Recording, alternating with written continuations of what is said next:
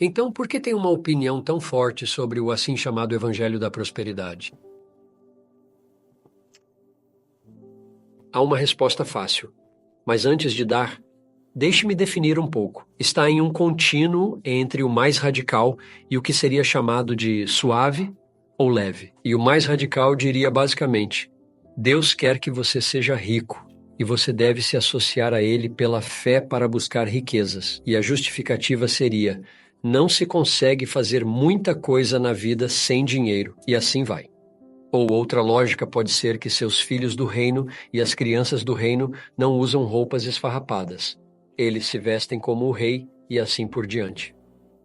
A luz seria simplesmente ser mais cauteloso para não dizer essas coisas absurdas sobre riqueza, mas minimizar o pecado e minimizar a dor, e só falar sobre como as coisas vão bem para você se você seguir a Cristo. Então, por que abomino esse assim chamado evangelho? Eu acho que é outro evangelho. E a primeira razão seria simplesmente ir direto à Bíblia e ver o que Paulo diz sobre aqueles que querem ser ricos. Quer dizer, é justo, ele diz, isso é 1 Timóteo 6,6. Agora, há um grande ganho na piedade com contentamento. Em outras palavras, sem desejo por coisas, porque nada trouxemos ao mundo e nada podemos levar dele.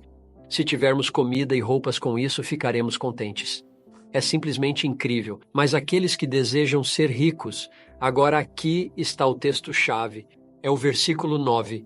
Aqueles que desejam ser ricos caem em tentação, caem numa cilada, em muitos desejos sem sentido e prejudiciais que levam as pessoas à ruína e à destruição, porque o amor ao dinheiro é a raiz de todos os tipos de males. É através deste desejo, ou seja, este desejo de ser rico, que alguns se desviaram da fé e se feriram com muitas dores. Em outras palavras, a própria coisa que leva as pessoas a dores suicidas, ou seja, o desejo de ser rico, é alimentada e cultivada pelos pregadores da prosperidade. Eles estão incentivando esse comportamento suicida a acontecer. Isso é abominável. Ou Jesus disse, é mais fácil para um camelo passar pelo olho de uma agulha do que para um homem rico entrar no reino dos céus. Como ele diria isso? É porque as riquezas são coisas tão perigosas. Elas não são uma bênção normalmente. Geralmente são uma maldição. As pessoas são amaldiçoadas com riquezas. Elas são destruídas por riquezas. E aqui, novamente, um pequeno parêntese de qualificação. Eu não quero dizer que seja pecaminoso ganhar muito dinheiro. Só quero dizer que é pecaminoso querer ficar com muito dinheiro. E é suicida querer ficar com muito dinheiro. Celeiros maiores e carros maiores e casas maiores e carteiras maiores e roupas mais finas. E tudo está crescendo junto com a sua renda. Então a sua consciência vai ficando cada vez mais difícil. Porque se você for cristão nesse momento, a consciência é ter que dizer: tá tudo bem, isso tá tudo certo. Essa é a caminho do Calvário. Isso é o que significa negar-se a si mesmo. Isso é o que significa seguir Jesus. Isso é o que significa morrer todos os dias. Isso é o que significa ter meu tesouro no céu. E não dá, não vai funcionar. Então, sua consciência tem que ser dilacerada para não se matar. E aí Jesus diz que é difícil para um homem rico entrar no reino dos céus. Paulo diz que aqueles que querem ser ricos caem em tentação e se perfuram com muitas dores. E aí vem um pregador da prosperidade que diz: sim, o Senhor quer muito que você seja rico, a gente tem que buscar riquezas. Seguir Jesus é o caminho para as riquezas. As riquezas são o sinal da bênção de Deus. Eu só digo que isso se contradiz e por isso é mortal. Aqui está mais um motivo pelo qual isso me chateia muito. Esses pregadores da prosperidade não conversam apenas com americanos que já têm condições razoáveis e tentam ajudá-los a ficarem um pouco mais ricos. Eles entram nos seus jatos particulares e voam para a África ou Filipinas. Eles aterrissam e reúnem um estádio repleto de 100 mil pessoas extremamente pobres e dizem a eles que, se acreditarem em Jesus, ficarão ricos e todas as suas necessidades serão supridas e suas esposas não terão mais abortos espontâneos, blá, blá, blá. Depois entram no jato com os bolsos cheios e vão embora.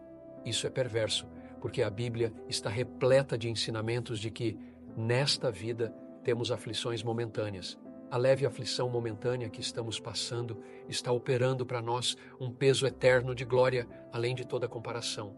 A que Paulo está se referindo ali? Ele está se referindo a toda a nossa vida. Leve e passageira corresponde ao peso da glória eterna no céu.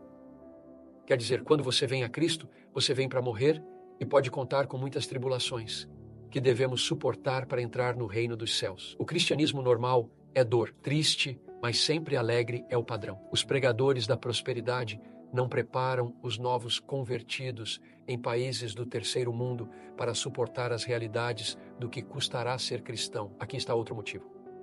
Existem cerca de 1.568 grupos de pessoas no mundo, de 13 mil que nem sequer têm missionários os ajudando. E, portanto, todos neles estão sem esperança. A maioria desses 1.500 grupos de pessoas está em lugares muito perigosos, o que significa que, se você for lá, seus filhos podem ficar doentes e morrer, ou sua esposa pode ser capturada e estuprada, ou sua família pode ser esquartejada e morta. Quem vai?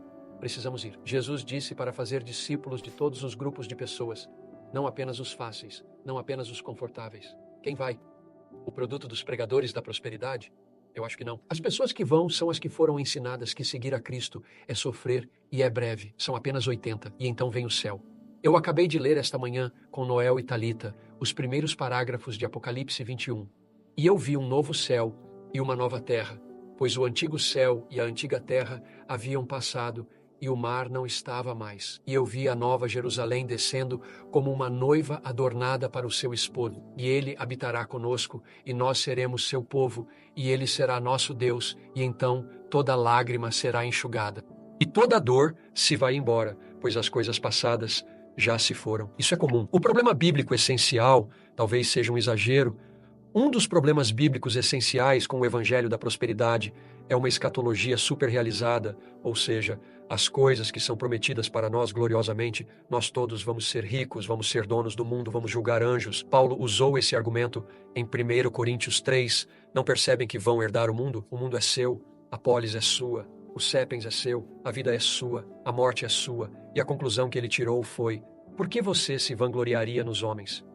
Em outras palavras, por que não aceitariam isso como um meio de permitir que você sofresse, fosse humilde, bondoso, servo e caminhasse neste caminho do Calvário e tomasse a dor de ser cristão?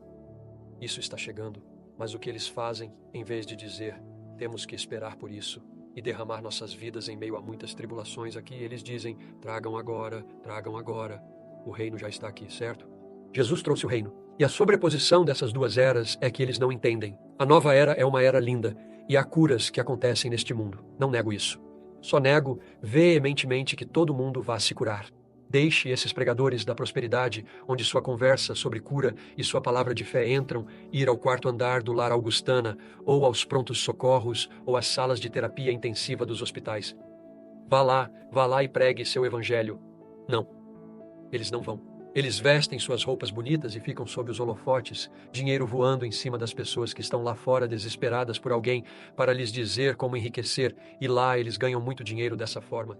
Eles não vão aos lugares onde é impossível lidar com a realidade, a menos que você tenha uma teologia do sofrimento. E assim, por todas essas razões e muitas outras, é trágico que uma de nossas maiores exportações da América seja o evangelho da prosperidade. As pessoas estão sendo destruídas por isso. Cristãos estão sendo enfraquecidos por isso. Deus está sendo desonrado por isso. E almas estão perecendo por causa disso. E muitos estão ficando ricos com isso.